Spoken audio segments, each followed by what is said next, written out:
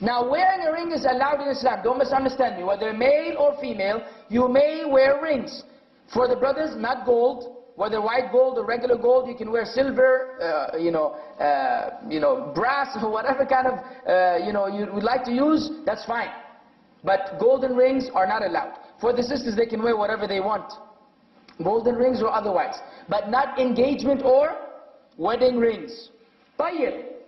And you know what happens usually, to add to this topic, that whenever the man places the engagement ring on the woman, does he do it himself or does he have someone else do it for him? He does it himself. And a woman who's engaged to him is what? A stranger. So holding her hand to put the ring is not even allowed. Some people act funny. Say, okay, I'll have my brother do it. Brother, come on man, this is your brother, he's still not a mahram, he's not a mahram for her. You know, if you're not doing it, well, my brother does it, it's still haram for him to do this.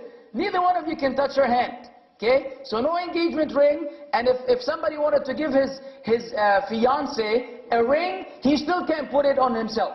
Put it in a box and put it there, and then she'll pick it up after you leave. That's how it works, with the presence of family members. طيب. Let us move on to the nikah. Assuming you had some engagement, nikah, which is the actual marriage. Common innovations. Fatiha. You've heard this one before? If you're Lebanese, you know they may say, Rayt al-Fatiha. And if you're Syrian, Rayt al-Fatiha. And if you're Egyptian, Rayt al-Fatiha wala eh. Whichever one of these you use, it's an innovation. Whether you use Lebanese, Syrian, Egyptian, I don't know other dialects, I'm sorry, I'm only limited to 3 today. Whatever one you use, it's an innovation. There's no Fatiha in the nikah, and there's no Fatiha at the grave of the dead, and there's no Fatiha over the dead. People put the Fatiha everywhere. Anytime they don't know what to put, Fatiha, brother. Anytime there's something missing, it's like fill in the blanks. You know, in the exams, fill in the blanks. Okay, I don't know the answer, Fatiha. Man, stop this stuff. Stop this nonsense. There's no Fatiha. Ibn Mas'ud said that the Prophet ﷺ taught them khutbat al-haja in weddings and other occasions. What is khutbat al-haja? The one I began my lecture with, which has continuation, Ya ayyuha alladhina amanu attaqullaha haqqa tuqatih, until amma ba'd fa inna asdaq al-hadith kitabullah. This one, which you hear on Jumu'ah and other occasions, this is called khutbat al-haja. This is the sunnah in what? Marriage. How often do people apply it today? Seldom. You may never hear it in a wedding, but this is the sunnah of the wedding. But instead they do the Fatiha. And you know, I don't know what else they come up with, man. But you know, all this is a big no. Dowries. 2 things I would like to mention. 2 major problems Muslims have in dowries.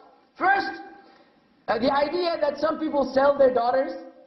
You know, it's like he opens a store. When he gets married, he says, let me see, I'm going to have 4 girls, 5 girls, okay? So let me see this. When he sees his daughter, he sees 35,000 riyals walking by. And this one is more beautiful. I think she's 40,000 riyals, you know, going by. This one graduated sooner. She's 50,000 riyals. And then at the end of the day, they open the shop and they sell their daughters. Who would like to buy? How much fulus you have?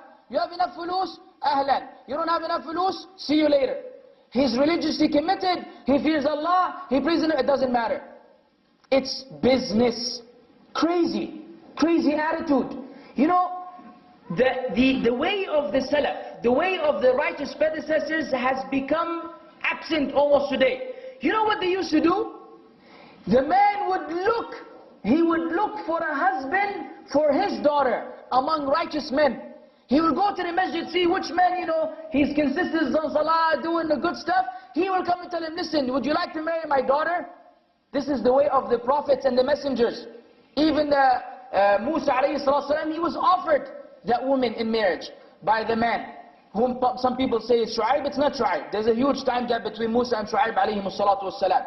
The point being, this was the sunnah. You look for a righteous man for your daughter. Whether he is wealthy or not, this is secondary. Does he fear Allah or not? This is a priority and the importance. Today, not only we don't do that, it's money talks. You got money, you can marry my daughter. You don't got money, then there's nothing for you here. This is a calamity. It makes marriage difficult for the people. Very difficult, because many people can't afford it. cannot afford it. We will deal with the extravagance. But between the dowry and the home and the food and the clothing and man, you pay more than you would ever make in your life. People borrow money from this person and that person, they get a loan from the bank, they buy a car in installments, then they sell it cash. Man, they go through all kinds of things just to get married. And then the next day his wife turns out to be, a zombie. Or for the sister, the husband turns out to be, some wacko. And it's like all this money has been spent for you, and it's a major disappointment. If it was cheap and it didn't work out, say we didn't lose much. Sorry sister, it didn't work out. You don't like me, I don't like you. Alhamdulillah ala kulli hal. We didn't spend much. Everybody goes his own way. But people what happens is, I spent all this money for this. I can't afford to get married again. I have to stick with her for the rest of my life. And his sister will develop the same attitude. So you have couples that are living with each other who are not happy with each other. Why? Because the way they entered into the marriage was a very complicated way.